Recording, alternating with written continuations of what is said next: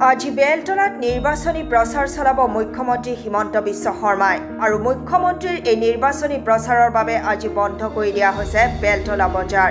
নিৰ্বাচনী প্ৰচাৰৰ বাবে এইদৰে বেলতলা বজাৰ বন্ধ কৰি দিয়াক লৈ কংগ্ৰেছ প্ৰাৰ্থী মীৰা বৰঠাকুৰে প্ৰতিক্ৰিয়া ব্যক্ত কৰিছে। মহাৰাজা এগাখিয়া আজি মুখ্যমন্ত্ৰী আহিব, বজাৰ বন্ধ কৰি দিছে। এনেকুৱা এটা পৰিৱেশ লৈ গৈছে যে মুখ্যমন্ত্ৰীয়ে নিৰ্বাচনী প্ৰচাৰত আহিব আৰু সেইকাৰণে আজি বৃহস্পতিবাৰৰ বেলতলাৰ ইমান ব্যস্ততাপূৰ্ণ এখন বজাৰ আজি বন্ধ কৰি দিয়া হৈছে। মই মুখ্যমন্ত্ৰী হিমন্ত বিশ্ব শৰ্মা ডাঙৰীয়াক কৈছোঁ, আপুনি আপোনাৰ গাত নিজেই খান্দিছে। ৰাইজৰ মাজত নৰেন্দ্ৰ মোদী আহিল, মেটেল ডিটেক্টৰ আপোনালোকে বেৰিকেড বান্ধি 8 ঘণ্টা মানুহক হাৰাশাস্তি কৰিলে।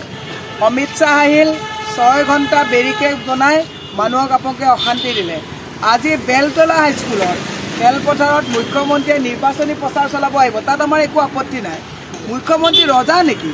আমি ৰজাৰ প্ৰজা নেকি যে মুখ্যমন্ত্ৰীয়ে ইয়াত আজি নিৰ্বাচনী প্ৰচাৰ চলাব আহিব আৰু তেওঁ বেলতলাৰ আজি বৃহস্পতিবাৰৰ ব্যস্ততাপূৰ্ণ বজাৰখন আজি বন্ধ কৰি দিলে। কিন্তু মই এটা কথা দেখুৱাব বিচাৰিছোঁ, এই গাড়ীখনত যে আজি বহু দূৰৰ পৰা যে মালবিলাক আনিছে, এইখিনি বস্তু নষ্ট হৈ নাযাবনে? আজি এই মানুহজনৰ যদি এই বজাৰখিনি যদি আজি নষ্ট হৈ যায়, এখেত বকুৰ পৰা আহিছে,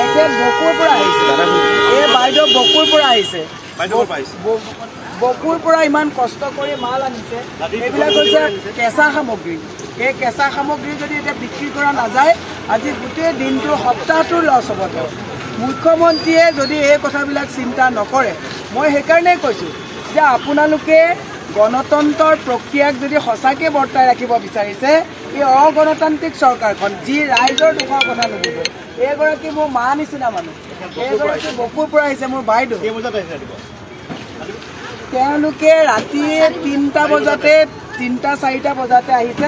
চবতছে দুৰ্ভাগ্যজনক কথা, কেমেৰাত দেখাওকচোন, এইখিনি আজি যদি বিকিব নোৱাৰে, এই শাকখিনি যদি আজি এইটো লাও আগ, এইটো যদি আজি বিকিব নোৱাৰে, তেতিয়াহ'লে এইখিনি গোটেইখিনি নষ্ট হ'ব। এই মানুহগৰাকীয়ে এখন গাড়ী ভাড়া কৰি পেলাই আনি যদি এই শাকখিনি বিকিবই নোৱাৰে, তেতিয়াহ'লে তেওঁ গাড়ী ভড়াও গ'ল, প্ৰফিটো গ'ল, আৰু ৰাতি যে 3টা বজাৰ পৰা টোপনি ক্ষতি কৰি আহিলে এওঁৰ দায়িত্ব কোনে ল'ব? মই মুখ্যমন্ত্ৰীক এটা কথা কৈছোঁ, বহুত হৈছে আপোনালোকৰ যিটো উদ্ভণ্ডালি, এইটো সহ্য কৰা নহয়। মই কিন্তু নিৰ্বাচনী প্ৰচাৰৰ কাৰণে অহা নাই। মই আপুনি নিজে কোৱা কথাটো আকৌ কৈছোঁ, তুমি ৰজা মহাৰাজা এগাখিয়া। এওঁলোকে ৰজাৰ দৰে আচৰণ কৰিছে আৰু আমাৰবিলাকক প্ৰজাৰ দৰে কৰিছে। সেইকাৰণে মই ৰাইজক এটা কথা কৈছোঁ, এইখন চৰকাৰ অহা 5 বছৰলৈ যদি এইখন চৰকাৰ আকৌ ডাবল ইঞ্জিনৰ চৰকাৰখন আহে, তেতিয়াহ'লে আমাৰ নিচিনা এই বাইদেউৰ নিচিনা সাধাৰণ মানুহ, এইবিলাক মানুহ জীয়াই থাকিবৰ কাৰণে 100 বাৰ চিন্তা কৰিব লাগিব।